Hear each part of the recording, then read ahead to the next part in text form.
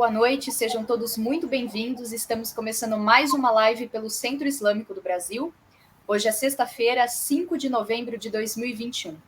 Eu sou Líbia Baúda, jornalista e diretora de comunicação do IGELP, e hoje o nosso ilustre convidado será Sérgio Florencio. Ele foi diplomata da Embaixada Brasileira no Irã entre 1977 e 1981. Acompanhou desdobramentos importantes no país e hoje estará conosco para nos contar o que viveu enquanto esteve por lá. Quero aqui dar as boas-vindas ao Sérgio e uma boa noite também. Sérgio, muito obrigada por ter aceitado aqui o nosso convite. Seja muito bem-vindo, o espaço hoje é seu. Muito obrigado, Líbia, pelo convite, obrigado a Nasser pelo convite. É um grande prazer, uma oportunidade muito grande poder falar sobre o Irã, um país que me apaixonou desde que eu cheguei lá e que foi muito importante na minha vida, na minha carreira. Eu devo dizer que até o Irã, eu tinha dúvidas se eu deveria continuar na carreira diplomática. No posto anterior, eu fiz um mestrado em economia, eu pensava ir até para carreira acadêmica, mas o Irã me fascinou tanto que eu continuei e, graças a Deus, deu tudo certo. E, então, agradeço muito essa oportunidade.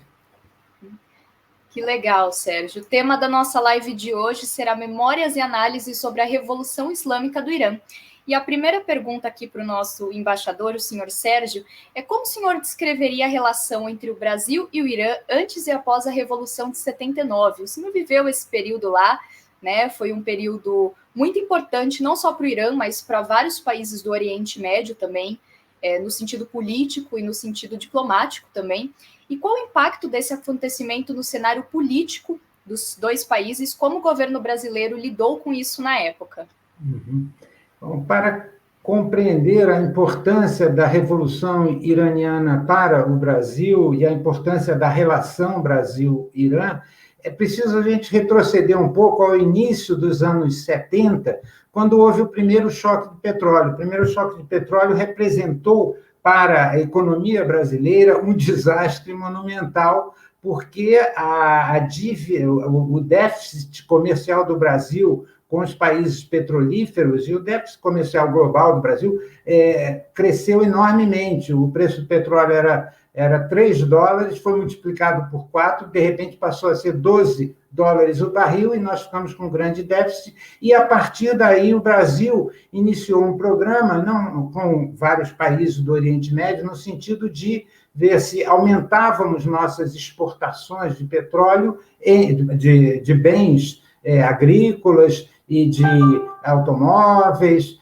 de material de emprego militar, né? E, então, o Brasil lançou essa iniciativa, foi relativamente exitosa, nós aumentamos as exportações para a Líbia, para o Iraque e para o Irã. Era um grande projeto, porque nós pretendíamos, em meados dos anos 70, aumentar muito nossas importações de petróleo do Irã, que correspondiam inicialmente a cerca de 5% do total das nossas compras de petróleo. E o projeto era, então, aumentar até 20%, ou seja, multiplicar por 4 nossas importações de petróleo iraniano e, em contrapartida, então, vender soja, frango, material de emprego militar, automóveis, como nós vendíamos para o Iraque, etc. Então, esse era o grande projeto. E, digamos, eu fui para o Irã em 1977 com essa perspectiva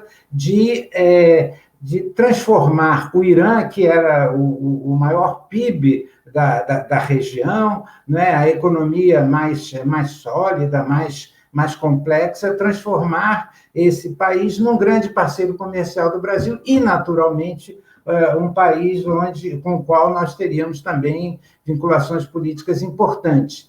E esse projeto se desenvolveu, só que veio a Revolução, e a Revolução, então, frustrou essas expectativas de ter um comércio muito dinâmico com o Irã, em função da natural retração, né, natural introversão da economia iraniana, que aconteceu logo após a vitória da Revolução, em janeiro de 79. E, então, nós começamos a ter uma relação correta com a República Islâmica e uma relação em que nós procurávamos preservar, sobretudo, a relação em termos dos contratos petrolíferos, e isso avançou, e nós preservamos uma boa relação com o Irã até o momento em que surgiu a guerra Irã-Iraque. Aí foi realmente uma inflexão na relação, porque o Brasil tinha uma relação muito estreita com o Iraque. No Iraque, nós construíamos estradas, pontes, exportávamos automóveis, exportávamos blindados, material de emprego militar, e veio a guerra Irã-Iraque, então a relação ficou muito tensa, porque o Irã passou a identificar o Brasil como o país que armava o inimigo na guerra, né? Então, eu era... O embaixador já tinha saído, eu era encarregado de negócios, e eu era convocado toda semana para dar explicações por que o Brasil armava o inimigo. E, então, a minha função ali era convencer os iranianos de que o Brasil não tinha nenhum propósito de armar o inimigo da Revolução Islâmica do Irã. O Brasil mantinha relações comerciais e exportava vários produtos para o Iraque, inclusive material de emprego militar, como exportava para a Líbia, como exportava para diversos outros países da África e mesmo do Oriente Médio também. E, então, digamos, a relação ficou bastante dificultada por essa condição, e, digamos, a guerra continuou, né, de 1980 até 1988, né, com um desgaste muito grande para os dois países, e, digamos, no início do conflito, a relação ficou muito marcada por esse elemento, mas, digamos, com a continuidade do conflito, a relação Brasil-Irã se normalizou e posteriormente, foi desenvolvida. O Brasil teve sempre a preocupação de manter relações corretas com o Irã, né? Tinha essa preocupação que refletia, na verdade, a própria política externa brasileira no Oriente Médio em geral, ou seja, de dar um apoio significativo para os países árabes e para o Irã, e preservar relações com Israel, que sempre tivemos, mas sempre tendo, digamos, essa preocupação de ter uma aproximação muito grande com os países da região, e isso aconteceu com o Irã, e desenvolvemos relações bastante cordiais e que foram se intensificando, né? Sim. E um evento que ficou muito marcado durante o período da Revolução de 79 foi o episódio da tomada da embaixada americana pelos estudantes iranianos. O senhor poderia nos explicar como foram os bastidores desse acontecimento e o que aconteceu às vésperas desse evento que causou um grande impasse, tanto impasse político quanto econômico, entre o Irã e os Estados Unidos da América? Uhum. Esse acontecimento foi, de fato, um divisor de águas da Revolução iraniana. Por quê? Porque, segundo muitos analistas, digamos, até a tomada da embaixada e a chamada crise dos reféns, a partir de novembro de 1979, Até aquele momento, digamos, existia a Revolução Iraniana. A partir daquele momento, houve a consolidação do poder da hierarquia religiosa sobre a Revolução, e então se consolidou realmente a vertente islâmica da Revolução como hegemônica. Então, ela representou essa consolidação do poder político do clero islâmico e, naturalmente, representou um elemento de ruptura nas relações entre Estados Unidos e Irã. Até o momento da tomada dos reféns, né, havia digamos, de um lado, a corrente islâmica da Revolução, o clero islâmico, mas, a partir dali, Bani Sadr, que foi o primeiro-ministro, né, liberal, um engenheiro de formação francesa, depois Bani Sadr, essas figuras foram perdendo poder e, ao mesmo tempo em que se consolidava essa hegemonia do clero islâmico. Então, a tomada dos reféns foi o episódio que consagrou, digamos, a derrota de Carter na corrida presidencial, tanto que, minutos depois da posse do presidente Reagan, o Irã decidiu, então, liberar os reféns, né, após um episódio que durou 444 dias, né, 52 reféns, ou seja, foi, como falei, um divisor de águas, foi aquele episódio, aquele acontecimento, aquele fenômeno que marcou a islamização da Revolução, e, nesse sentido, foi de grande importância. Pouco antes, uma semana antes, é um episódio mais de ordem pessoal, mais interessante, uma semana antes da tomada dos reféns, a minha mulher, com um grupo de amigas, estava fazendo compras na Embaixada Americana. Né? Havia uma loja que vendia diversos produtos para diplomatas, e então a minha mulher estava lá uma semana antes. Se ela tivesse uma semana depois,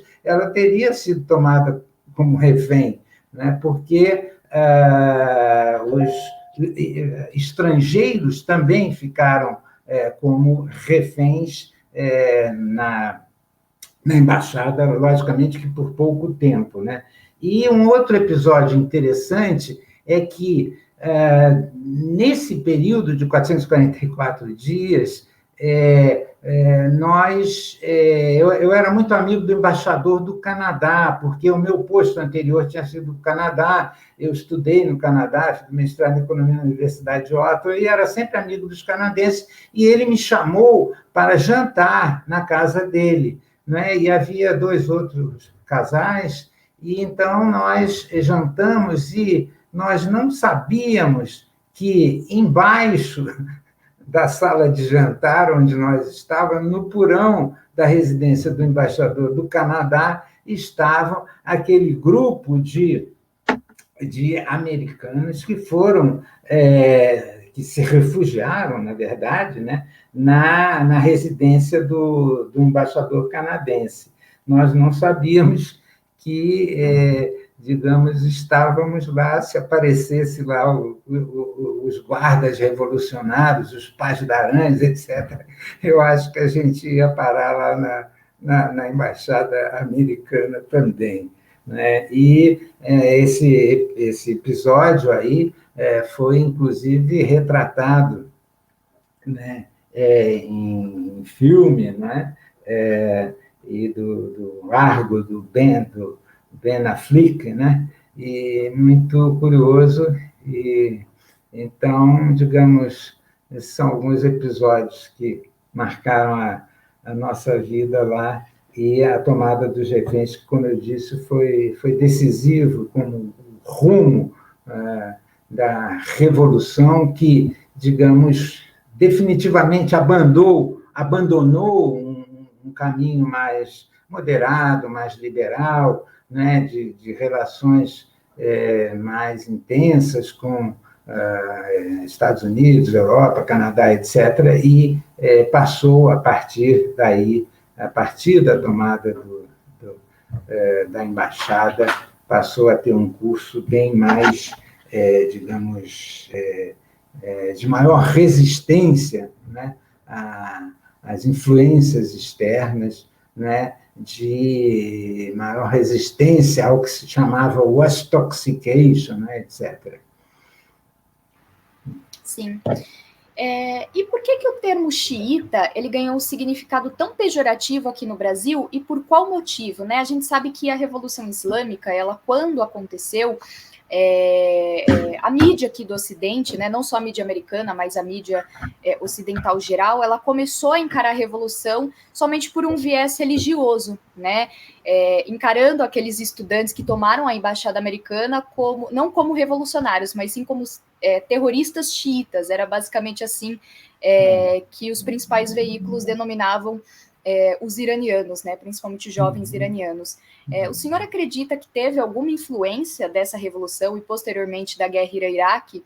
Eu gostaria de ouvir a opinião do senhor sobre esse assunto. Pois não. Eu normalmente a resposta a essa pergunta, bom, em primeiro lugar, evidentemente que essa conotação altamente pejorativa, distorcida, né, absolutamente injustificável, né, de identificação, né, do xiismo, né, com uma visão de violência, né, de jihad, no sentido da guerra, e não no sentido profundo que tem no islamismo. Então, essa distorção, normalmente se diz, a imprensa brasileira distorceu os acontecimentos. De fato, distorceu. Mas eu acho que, digamos, no caso da distorção, né, do conceito, da visão do islamismo no Brasil, eu acho que isso talvez tenha uma causa mais profunda. Digamos, o Irã foi palco da última grande revolução do século XX. Né? Digamos, a primeira revolução foi a mexicana, a grande revolução mexicana de 1910, que abalou as estruturas, né, do país, etc. Depois, em 1917, a Revolução Russa, né, criando a União Soviética, e em 1947, a Revolução Chinesa. Então, depois disso, a grande revolução foi a Revolução iraniana. E eu estou dizendo isso porque o Brasil é um país que nunca viveu uma revolução com a dimensão, a profundidade, a extensão, o radicalismo que marcou a Revolução Iraniana. Então, digamos, talvez para o México, que viveu uma revolução, digamos, a Revolução Iraniana não tenha tido um impacto tão negativo como para o Brasil, que nunca viveu uma verdadeira revolução. Né? Teve uma Revolução de 30, teve uma importância monumental na trajetória do país, mas que não tem a marca, né, de uma revolução de fortíssima base popular, né, que abalou as estruturas e que realmente desalojou do poder a classe dirigente, a classe dominante, etc. Então, eu acho que o primeiro elemento para compreender essa grande distorção interpretativa a respeito do islamismo no Brasil, eu acho que vem dessa diferenciação, né? E até digamos, eu ouso fazer uma analogia com o Brasil monárquico. A revolução do Haiti, né, de 1791, a revolução haitiana, ela abalou as estruturas do país, promoveu a independência do país e a comunidade de origem africana, os negros, assumiram o poder no Haiti. Isso abalou muito, isso marcou muito a trajetória da escravidão no Brasil, porque as classes dirigentes associavam, digamos, uma abolição da escravidão ao surgimento de uma grande revolução no Brasil, no estilo que foi a Revolução Haitiana. Então, eu acho que, digamos, pode estabelecer um paralelo aí, no sentido de que a Revolução, a interpretação, né, da Revolução iraniana no Brasil, ela foi também muito distorcida, porque, sem um histórico de revolução nos moldes da Revolução iraniana, então, digamos, o imaginário coletivo no Brasil passou a ser, e isso muito veiculado pela imprensa, muito veiculado pela Veja, pela Manchete, né, e jornais também, passou a predominar essa visão de que o xiismo representava a violência, né, a negação dos princípios básicos da convivência harmônica na sociedade, né? O xiismo significava um Estado promotor do terrorismo, né, da violência, da confrontação com outros países. Então, isso tudo foi muito exacerbado pela imprensa. Eu me lembro, inclusive, né, digamos, durante a Revolução Iraniana, houve, no início da Revolução, da vitória da Revolução, houve um contingente enorme de jornalistas correspondentes de grandes jornais, Estados Unidos, Europa, no país. E havia também diversos correspondentes de jornais e de revistas brasileiras. E, então, eu fiquei muito amigo deles, naturalmente, porque era com quem nós mais conversávamos, era com jornalistas, com professores universitários iranianos, né, e diplomatas, naturalmente. E, então, por exemplo, aí conheci o William Wack, né, que tinha uma visão mais profunda, uma visão mais equilibrada do fenômeno da Revolução. Mas, por exemplo, eu fiquei muito amigo do jornalista da Veja, né, que cobria a Revolução Iraniana nesse momento. Então, eu dizia para ele, mas, olha só, vocês estão dando uma visão muito unilateral da Revolução, porque, naquele momento, a hegemonia do clero islâmico e, digamos, a corrente mais dura, né, do islamismo ainda não prevalecia, né? De um lado, você tinha, digamos, o Khomeini, tinha os estudantes de Qom, né, que tendiam a um radicalismo, mas, por outro lado, você tinha, por exemplo, Shariat Madari, que era um grande ayatolá, muito respeitado, que representava uma corrente menos radical da Revolução. Então, eu conversava com ele e dizia, olha só, você não acha que a Revolução tem, digamos, esse lado também menos de menor radicalização política, etc., e ele concordava muito comigo, né? Só que, quando eu, digamos, poucos dias depois, quando saiu o número da Veja, ele me mostrava, olha, eu mandei e tal, olha o que saiu e tal. Aí eu dizia, mas não tem nada a ver com o que nós conversamos. Aí ele dizia, pois é, né? Eu concordo com você, mas a linha editorial é outra. Ou seja, a linha editorial era no sentido de, digamos, mostrar uma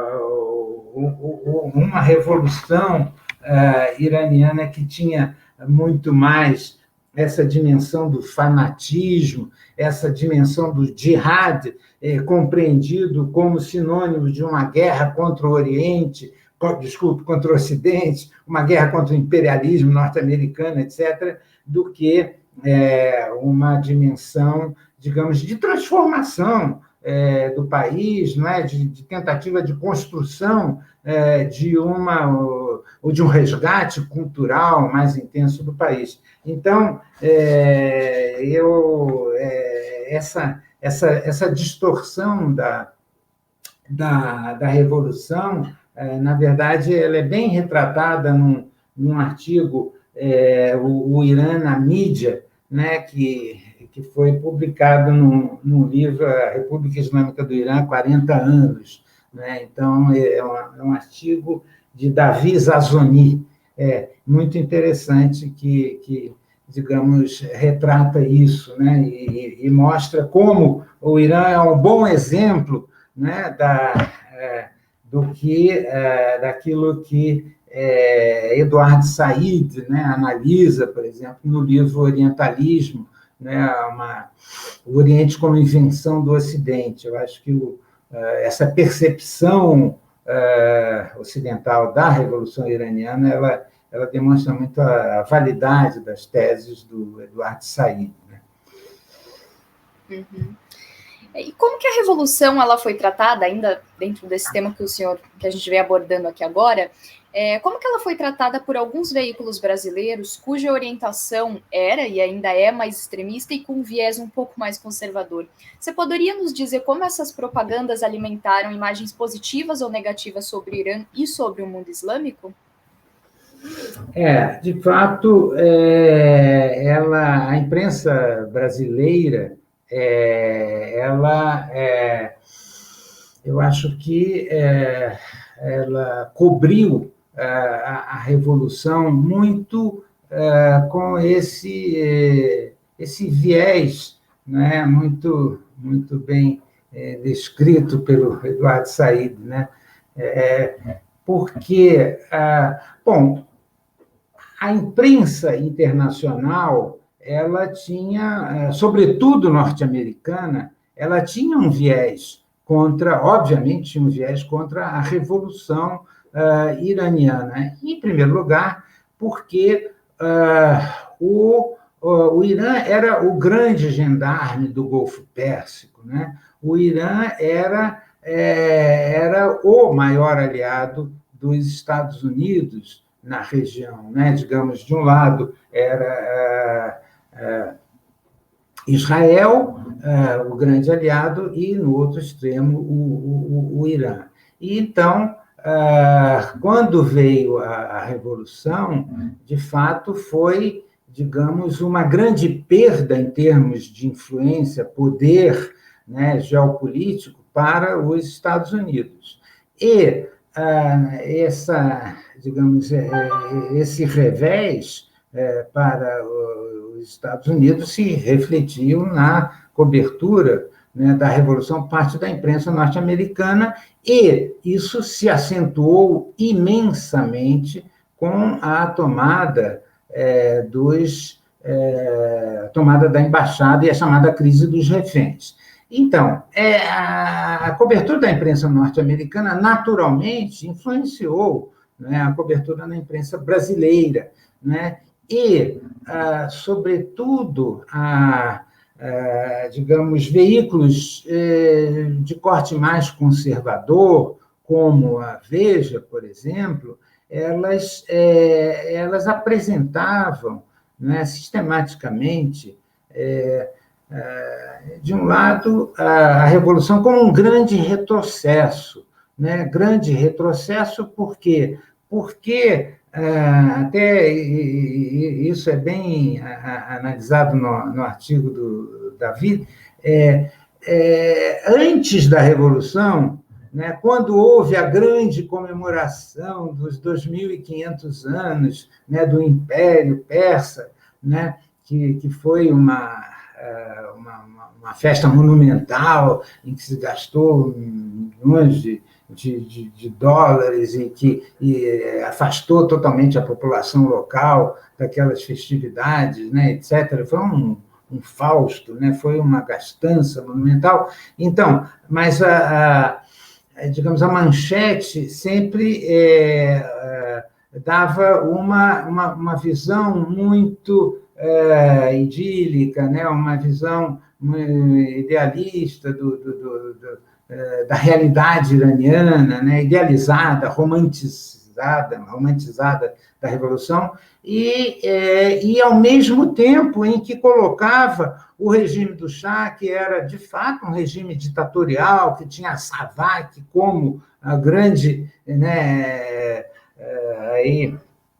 polícia secreta, né, que praticava, né, arbitrariedades, né? Então, mas a cobertura que parte conservadora da imprensa brasileira dava é que, na verdade, você tinha um país que crescia, que se expandia, e que veio a Revolução e você teve um imenso retrocesso econômico, cultural, né, religioso, no sentido de que veio uma religião extremamente fanatizada, etc. Então, eu acho que, de fato, a cobertura foi muito unilateral, foi muito influenciada por uma visão extremamente conservadora no ponto de vista político e influenciada também por uma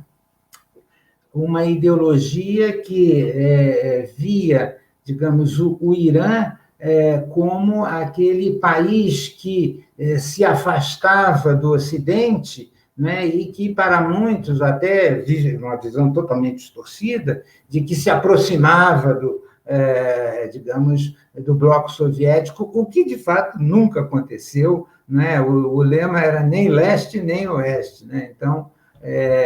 Então, digamos, tudo isso contribuiu para uma percepção distorcida, né?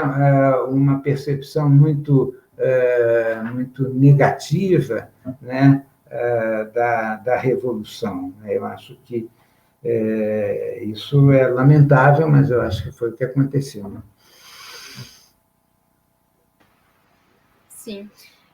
A gente já está chegando aqui no fim da nossa live. Eu gostaria que o senhor compartilhasse conosco as suas experiências, as suas memórias, aquilo que o senhor gostou durante esse período em que viveu e trabalhou lá no Irã. A gente tem muitos iranianos que estão acompanhando a nossa live nesse momento, vão acompanhar depois. E eu gostaria que o senhor também deixasse essa mensagem, né, por essas pessoas aqui, sabendo que a gente tem um brasileiro que já viveu lá, testemunhou esses eventos, né, que foram tão importantes para a história daquele país, para a gente deixar aqui registrado para os nossos telespectadores aqui da live. Perfeito. Bom, como eu disse, eu sou um apaixonado pelo Irã, e tem muitas razões para isso.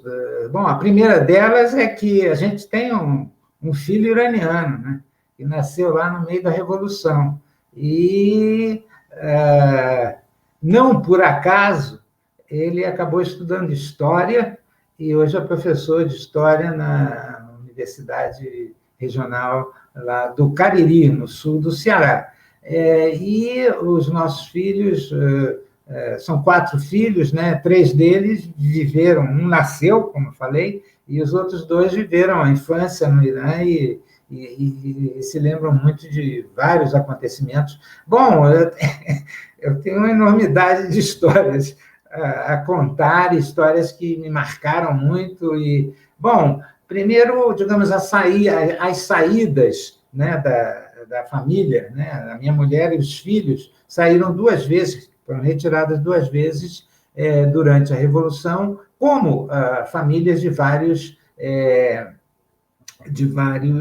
diplomatas de outros países, né? Bom, a primeira retirada foi em função da Revolução, né, que criou um clima de muita insegurança. Então, os governos de vários países recomendaram a saída, então, das mães e das crianças do país, e a primeira retirada foi via aeroporto, né? Então, naturalmente, nós compramos os bilhetes, estava tudo acertado já, e quando chegamos no aeroporto, chegamos com 5 horas de antecedência para evitar qualquer imprevisto, mas não adiantou nada. Primeiro porque era quase impossível entrar no aeroporto, né? O interior estava totalmente tomado, a saída de estrangeiros, né? Não só de diplomatas, mas também a saída de muitos judeus, né, que se retiravam naquele momento, e de outras nacionalidades também. E então eu me lembro que tive que segurar esse filho, terceiro filho que nasceu no Irã. Eu não podia ficar com ele no colo, nem a minha esposa, porque o risco de ser amassado era muito grande, né? Então, eu segurava ele em cima da cabeça, etc. E quando finalmente conseguimos chegar lá para fazer o check-in, aí a pessoa de lá disse: olha, me desculpe, mas o seu nome não está aqui. Ou seja, eles fizeram um overbooking, né? E eu sei que chegamos lá e tive essa notícia, e aí foi um desespero, etc. Fala com um, fala com outro, para cá, para lá, não sei o quê, e acabamos realmente, nós tínhamos comprado tudo, etc. E aí conseguimos sair. A segunda saída foi pelo Mar Cáspio, e aí não em função da Revolução, mas em função da guerra Irã-Iraque. E também foi outra história assim, muito cheia de grandes acontecimentos inesperados, né? De suspenses, etc. Então, depois de uma viagem que a gente carregava, né, eram 4 galões de gasolina, 2 galões em cima do carro, né, e 2 galões na mala do carro, porque a crise de gasolina era imensa, né? Então não se podia comprar gasolina no posto, etc. E então nós chegamos lá e aí estava tudo, aí compramos as passagens para fazer o trajeto de Bandaranzali, no porto do Mar Cáspio iraniano, para o trajeto de 13 horas num barco, né? A minha mulher e várias outras famílias, né? Argentinas, uruguaias, né? E de outras nacionalidades também. E então eu comprei os bilhetes, só podia comprar ali na hora e tal, eu comprei, e poucas horas depois surgiu a notícia que não ia ser possível fazer a viagem porque o Irã tinha rompido relações com a União Soviética.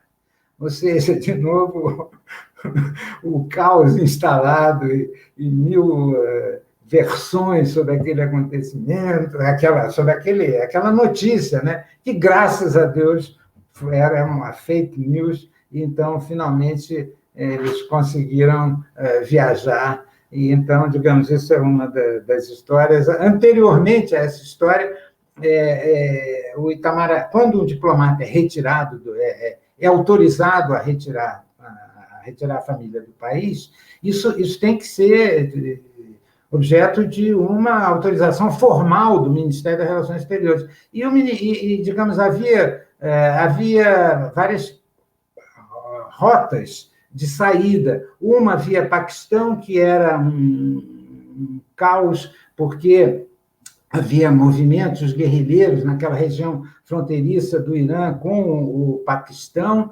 Havia uma possibilidade pelo Iraque, que também era extremamente complicada, e havia uma possibilidade via Turquia, que, naquela época, as estradas turcas eram dominadas por assaltantes, ladrões, e havia a possibilidade via União Soviética. E o Itamaraty insistia comigo que não podia ser via União Soviética. Então, isso daí foi objeto de várias ligações minhas, e eles dizendo que não podia ser via União Soviética. Eu sei que, no final das contas, eu disse: olha, os meus filhos e a minha mulher vão via União Soviética, não importa a ideologia, o importante é a segurança. E o regime soviético tem todas, digamos, recebe todas as críticas, tem todos os vícios políticos, ideológicos, etc., mas uma coisa eles são bons é na segurança, e é isso que vale. Enfim, acabei mandando os filhos via União Soviética. Então, tem várias outras histórias assim. Eu lá fiquei doente, tive uma... durante alguns meses, eu urinava, tinha sangue na urina, e os médicos nunca identificavam se era, digamos, um cálculo renal imperceptível, né, a análise, né, ou se era uma prostatite. Então, eu sei que eu fui a mais de 5 médicos e tal, e cada um dizia uma coisa, etc. Até que, finalmente, eu procurava aí os médicos que tinham... Havia médicos muito bons no Irã, mas muitos deles saíram depois da Revolução. Eu sei que aí eu já estava pensando até em pegar o avião, ir a Londres e fazer o tratamento, etc. Mas foi um médico que me disse: olha, ele me disse o seguinte: eu não sei o que você tem, mas eu sei que eu vou te curar. E aí eu pensei, bom, eu posso, daqui a alguns dias, eu posso estar morto com essa cura dele, mas vou acreditar nele e tal. Então, isso, eu sei que eu acreditei e tomava uma quantidade cavalar de antibióticos, e parte desses antibióticos também, uma parte era injetável. E aí eu precisava ir na casa da esposa do adido militar, que era um grande amigo nosso, e então eu precisava ir à noite, né? Eram de 8 em 8 horas, né? Então, e aquilo havia blackout, não é? Era guerra Irã-Iraque, à noite ninguém podia acender nenhuma vela sequer, nenhuma iluminação, e os carros na rua obrigatoriamente tinham que viajar às escuras, né? Então, a primeira vez que eu saí de noite, dirigindo da minha casa para a casa do adido militar, né, que normalmente levava 10 minutos até da minha casa para dele, bom, levava mais de meia hora, porque passou, nesse caso, levava mais de meia hora. Primeiro porque a primeira vez que eu dirigia à noite, totalmente sem farol, totalmente sem luz, e então foi um desespero, porque você não vê os carros e você não vê nada. Então, digamos, o povo iraniano é um povo muito alegre, muito efusivo, e muito intenso em tudo, inclusive no trânsito. Então, naquela escuridão total, eu via os carros passando assim a uma velocidade imensa, enorme, e eu disse: putz, eu não vou morrer do problema que eu tenho, mas eu vou morrer do acidente de trânsito e tal. Bom, eu sei que a primeira noite que eu fui foi um desespero.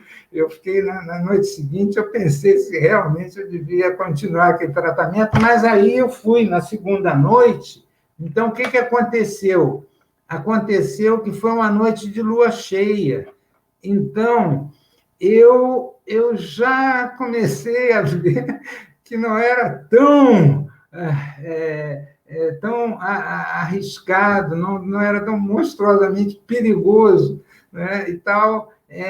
Naturalmente, continuou sendo difícil e tal, mas já foi um pouco mais fácil. E a terceira noite de lua cheia também já foi bem mais fácil. Ou seja, enfim, eu aprendi que muitas dificuldades a gente acaba se adaptando e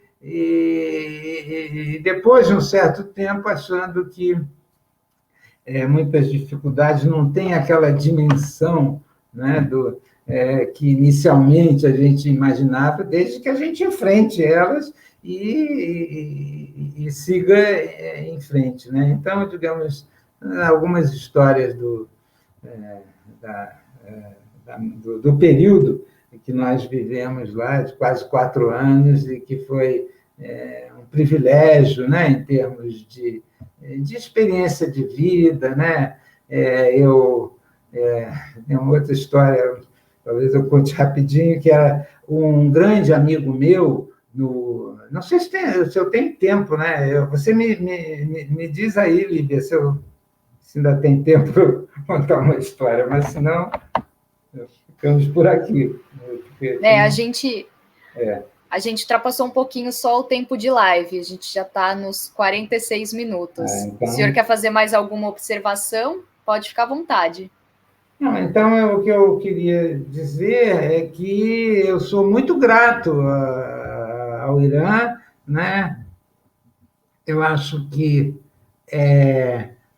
todos os filhos, eu acho que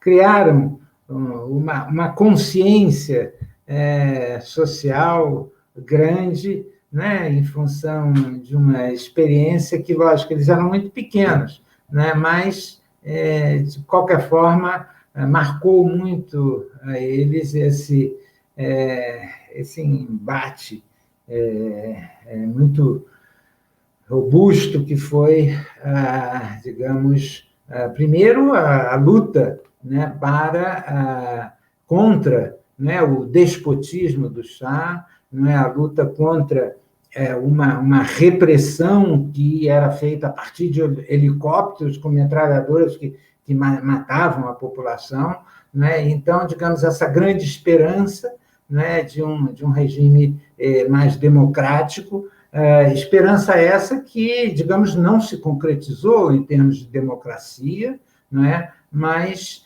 digamos, de diversas formas, o Irã preservou a revolução, não é? E vem, digamos, construindo um regime que eu identifico como um regime que, evidentemente, né, tem uns exageros em termos de repressão, mas que, de alguma forma,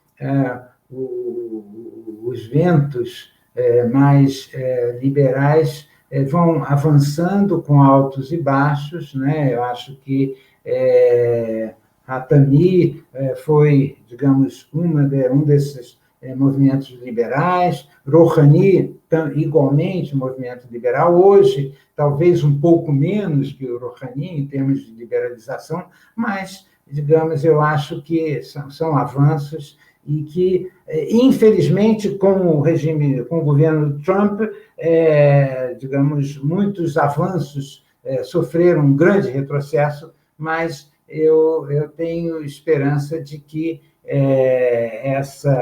esse avanço da revolução caminhe na direção de um regime com crescente liberdade e crescente afirmação das aspirações do povo iraniano, que é um povo brilhante sobre tantos aspectos. Sim. Ótimas palavras. Obrigada, doutor Sérgio. Bom, estamos chegando aqui ao fim de mais uma live. Quero agradecer aqui a participação do Sérgio Florencio, que hoje aqui nos deu uma aula, né, e trouxe aqui para a gente, compartilhou ótimas recordações sobre o período que viveu. lá no Irã e trabalhou como embaixador também. Queria agradecer também a Maria Luísa Moreira, que nos auxiliou na parte técnica da live, e ao Centro Islâmico. Não se esqueçam de seguir curtindo, compartilhando e conheçam o nosso instituto, o IGELP. Temos uma página aqui no Facebook e lá no Instagram. Uma boa noite, um bom final de semana e até breve. Assalamu alaikum. Muito obrigado. Boa noite. Boa Obrigado. noite. Obrigado.